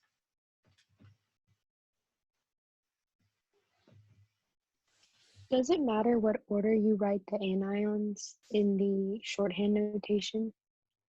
Yes. So you want to write it in terms of like, at the anode, you want to write it in terms of the oxidation. So you see here how I'm going, if you come back and look at the reaction up here, this is getting oxidized from +2 to +3. So I want to make sure I write it in that order. So another way of saying it is like whatever's happening on the left in the reaction should be happening on the left in the shorthand. And whatever's happening on the right should be happening on the right down here. So it's written kind of in that order. And you see on that as we go over here, right, we've got B +2, that's on the left, and then B0 is on the right. So it sort of follows the logical progression of the reaction along. Okay, thanks. Yep.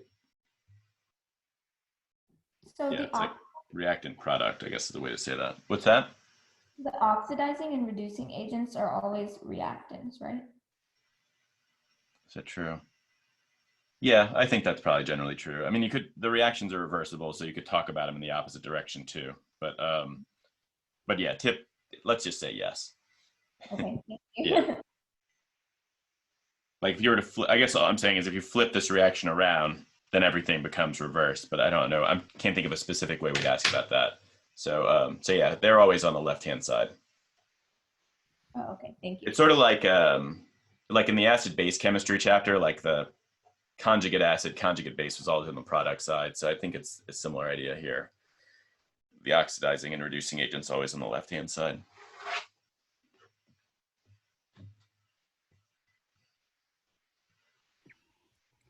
On number 15 on the practice quiz or practice test, when it's asking something like it's doing of where are the actual negative ions. Yeah.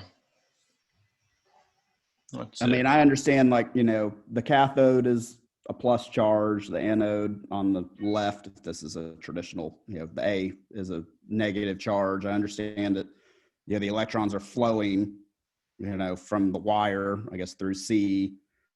Yeah, I'm not sure what the hell they're asking for there. So let me draw that cell out for a second. Maybe I'm being obtuse.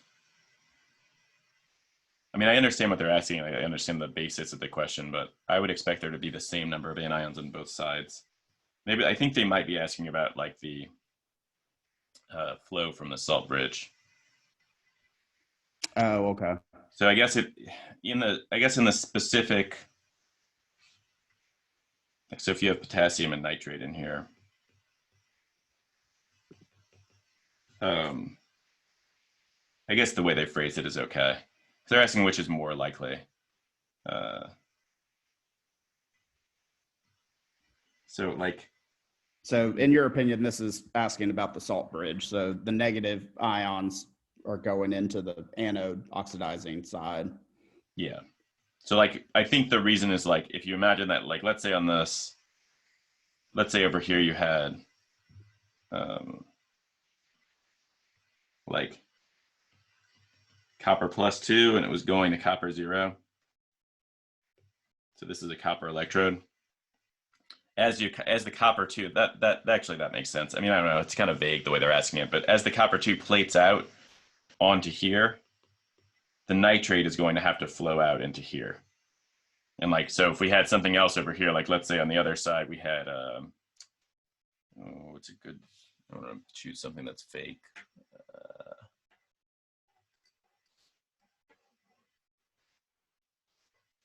There we go. Standard reduction potentials, copper. Copper's being reduced. So what could reduce copper? Anything below? Yeah, let's say on the other side we had, I'm looking for one that works here. Let's say The answers chromium. are B, D, and E, so they're saying there are anions on both sides of the cell. Oh, okay, well, that's not how I interpreted it. So as the chromium plates out over here, it's going to draw K plus down as it plates out onto this. God, let me go back to their question. Oh, I see. They're just asking, they're not asking which is likely to contain the most anions. They're asking which is likely to contain anions at all. I don't know. Yeah, it's a weird question. So yeah, things that would contain it would be the salt bridge obviously would contain it. Is that one of the options, D? Yeah. Because the salt bridge has both an anion and a cation. But then down here,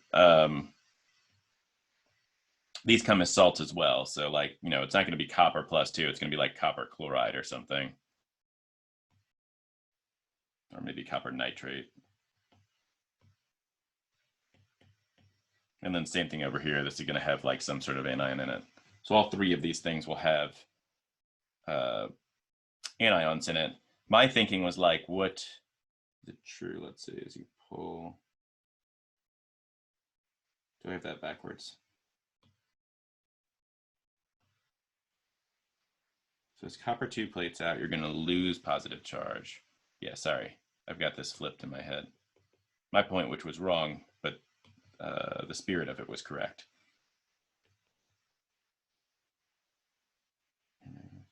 Oh, it's because I have the damn cell written backwards. That's why.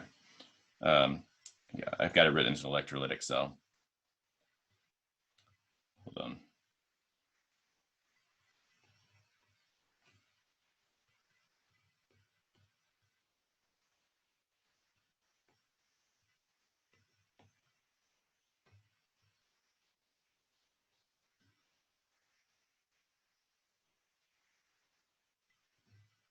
So let's make this the chromium electrode.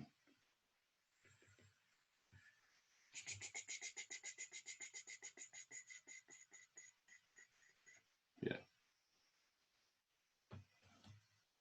Now I've confused myself.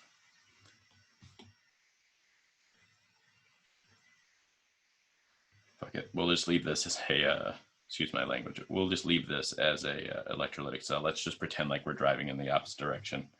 I think my only point was just that if your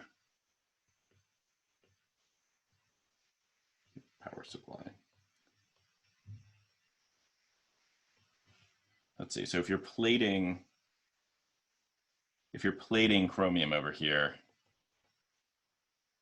you're going to be losing positive charge on this side. And so you'll be gaining nitrate from the salt bridge, like this, that'll be migrating in. I'm trying to think if you'll ever actually end up, I guess you would end up with equal amounts of anion on both sides, no matter what, because you start out with it. Okay, anyway. now I feel like I'm being more confusing than anything because I've written the cell backwards.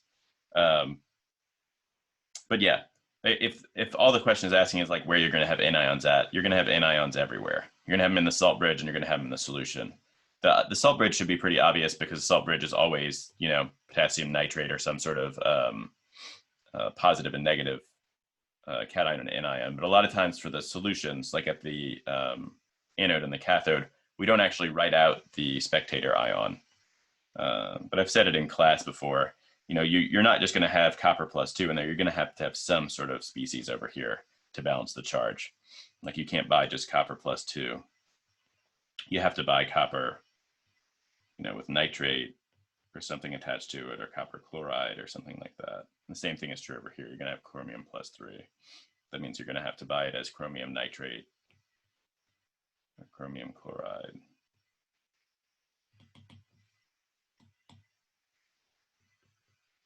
Or whatever.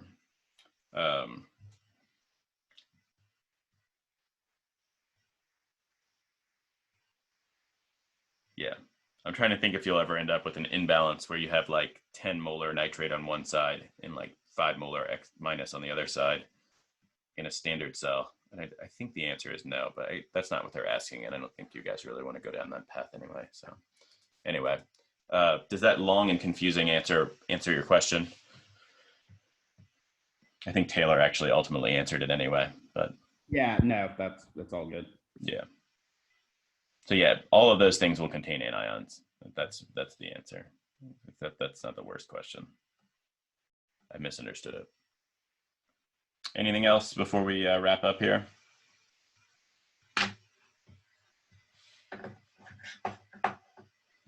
All right, well, you guys have a good Wednesday and good luck on your exam, and I'll see everybody on Friday. I'll make some sort of announcement to remind everybody we have class Friday since we haven't been doing that. And yeah, we're almost done with class, so.